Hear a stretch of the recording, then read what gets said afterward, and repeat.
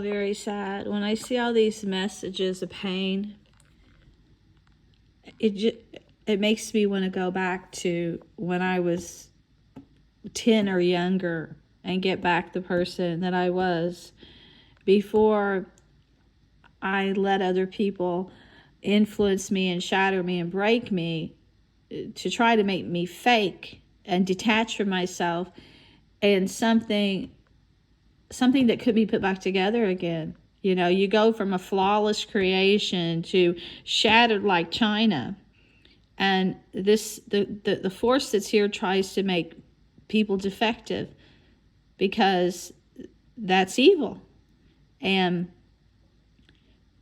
what is the hardest for me to stomach is I had clear vision of the future and I know what people would do, and I tried to prevent it because I knew it was ignorance, and I knew it was, even written in the Bible, it was wrong, and I knew that God was telling me like a messenger to tell everyone beforehand. And so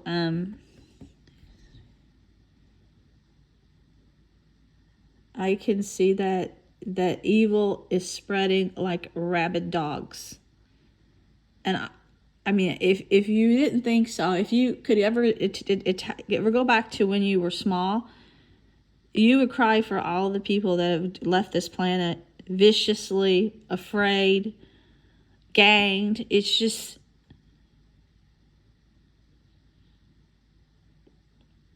people say live for yourself, but people aren't really into themselves. They say sacrifice. Only God could ask that of someone. Nobody else has that right. And nobody has the right to murder.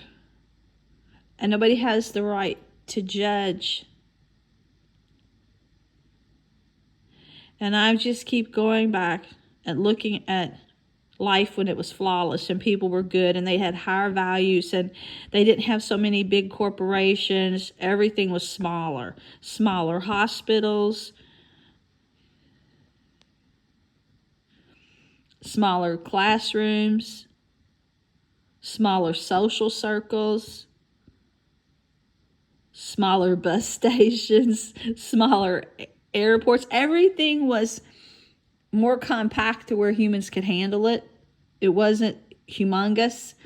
People weren't lost to themselves and reality. And they didn't put money first. They put their maternal needs first. They put their families first. They were healthier. They were brighter because so many people hadn't polluted the environment. The toxins. There weren't so many bad drugs. The food wasn't so contaminated. I mean, I could make a list that's very long.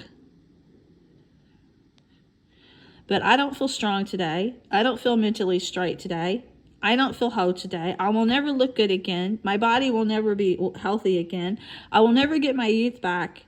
And I will never get those morals back I once had, or my goodness, and like those rose-colored glasses, or that deep compassion I had for every stranger, or passion again. Because once the devil attacks, you don't recover. And you teach. So that's where I am today, teaching. But if I'd ever valued myself and kept those rose-colored glasses and had that self-respect I had and dignity and passion for life, and knew I shined, like my parents told me when I was small, knew I was somebody within just because I was created by God, would accept anybody into my realm as long as they weren't violent or destructive. I was the kind of person that was a natural, a free-spirited, and outgoing. My mind was open to all the universe. I was gentle and kind and loved animals and people. I didn't like harsh things. I didn't like violent things. I didn't like fast rides. I didn't like softball or baseball. I couldn't stand competitive sports. It seemed dumb, or I never could get grasp chasing a ball. I never could grasp the kind of games that adults taught us to play when I was at school.